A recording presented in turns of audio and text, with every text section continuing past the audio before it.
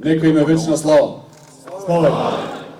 Со минутен молк и громогласен војнички извик слава им на загинатите во Кочани и за армиските војници. Преку пораки за сочувство и силни емоции, Македонија одбележува 5 години членство во НАТО алијансата.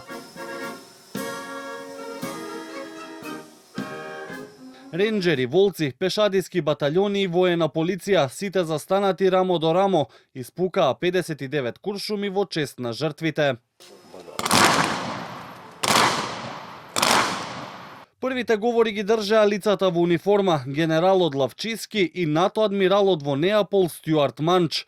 Адмиралот со пофалби за Македонија како силен и способен сојузник кој придонесува на сојузничката маса. Говорот го започна со молк, а потоа изрази сочувство за жртвите од трагедијата во Кочани. In the face of such loss, know that the NATO alliance stands with you.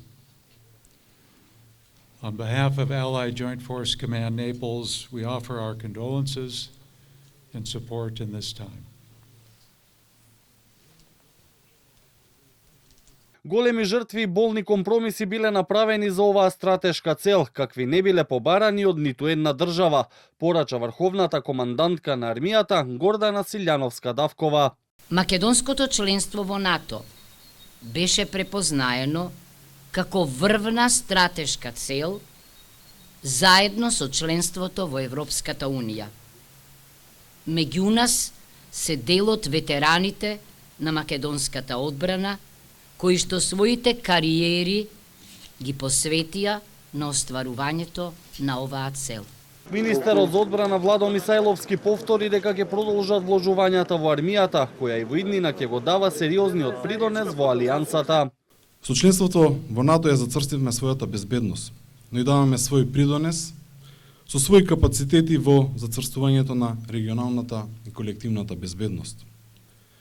Од нашите 31 земја сојузник имаме голема поддршка во развојот на вооружените сили.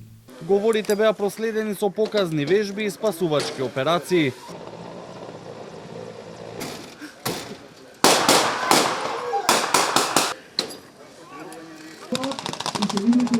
На одбележувањето на 5 годишнината од НАТО членството во касарна Тилинден присуствува и премиерот Мицкоски, амбасадорката на САД Агелер, собранискиот спикер Гаши и други политички представници.